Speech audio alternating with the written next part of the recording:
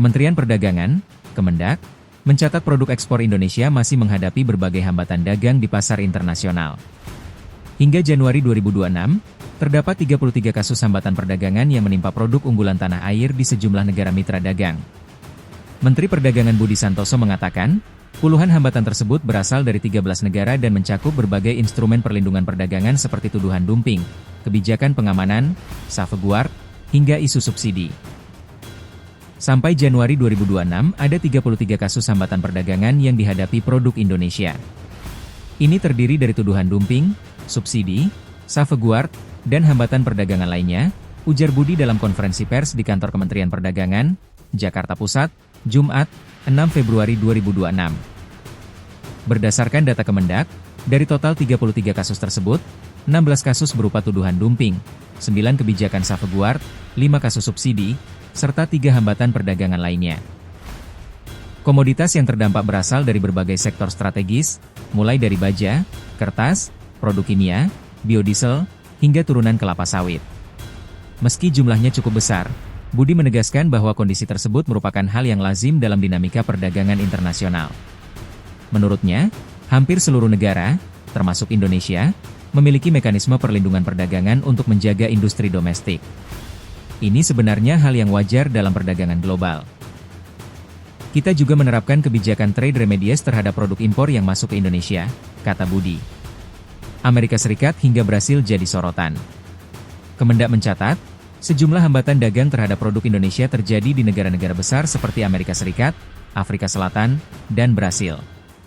Amerika Serikat saat ini tengah melakukan penyelidikan dugaan dumping dan subsidi terhadap beberapa produk asal Indonesia. Produk yang disorot diantaranya Crystalline Silicon Photovoltaic Cells serta Hardwood Decorative Plywood. Penyelidikan tersebut dilakukan sebagai bagian dari upaya perlindungan industri dalam negeri Amerika Serikat. Sementara itu, Afrika Selatan menerapkan kebijakan safeguard terhadap produk baja asal Indonesia. Selain itu, negara tersebut juga menyelidiki dugaan dumping pada produk gypsum plasterboard. Adapun Brasil menuding adanya praktik dumping terhadap produk hot rolled stainless steel flat products dari Indonesia. Tuduhan ini menjadi salah satu perhatian utama pemerintah karena baja merupakan salah satu komoditas ekspor unggulan nasional. Seperti dumping di Amerika, kemudian safeguard di Afrika Selatan, dumping di Brasil. Ini dinamika yang biasa dalam perdagangan internasional, ujar Budi. Hambatan meluas ke sejumlah negara lain. Tak hanya di 3 negara tersebut, hambatan dagang terhadap produk Indonesia juga terjadi di India, Kanada, Turki, Mesir, Pakistan, Thailand, Uni Eropa, Vietnam, Meksiko, dan Filipina. Komoditas yang terdampak di negara-negara tersebut meliputi produk baja, kertas, bahan kimia, biodiesel, serta berbagai turunan kelapa sawit. Dalam beberapa kasus, tuduhan yang dilayangkan berkaitan dengan harga jual yang dinilai terlalu murah atau adanya dukungan pemerintah yang dianggap merugikan produsen lokal negara tujuan ekspor. Budi menekankan bahwa pemerintah tidak tinggal diam menghadapi situasi tersebut.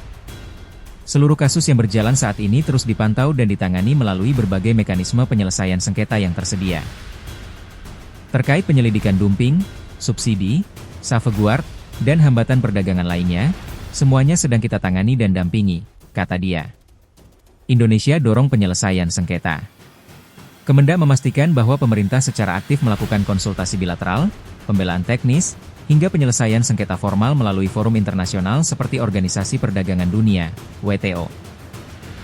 Upaya ini, menurut Budi, penting untuk memastikan akses pasar bagi produk Indonesia tetap terbuka dan tidak terhambat oleh kebijakan proteksionisme negara lain. Ia mencontohkan, sepanjang tahun 2025, Indonesia berhasil mencatatkan sejumlah kemenangan dalam sengketa perdagangan internasional. Dari kemenangan tersebut, akses pasar ekspor senilai 437,34 juta dolar AS atau setara 7,34 triliun rupiah berhasil diselamatkan. Pada 2025, banyak kasus yang berhasil kita menangkan. Ini menunjukkan bahwa posisi Indonesia cukup kuat dalam memperjuangkan kepentingan perdagangan nasional, ujar Budi. Beberapa sengketa yang dimenangkan Indonesia antara lain kasus biodiesel dan produk kelapa sawit melawan Uni Eropa di WTO, serta perkara baja dan anti-dumping di sejumlah negara. Optimisme pemerintah. Budi berharap, kasus-kasus hambatan dagang yang saat ini masih berjalan dapat diselesaikan dengan hasil positif, seperti yang terjadi pada tahun-tahun sebelumnya. Dengan demikian, produk Indonesia tetap memiliki daya saing dan akses pasar global tidak tertutup. Kita ingin kasus-kasus yang sedang berjalan ini juga bisa kita selesaikan dengan baik. Tujuannya agar akses pasar kita tetap terbuka dan kita terhindar dari hambatan trade remedies yang berlebihan, katanya.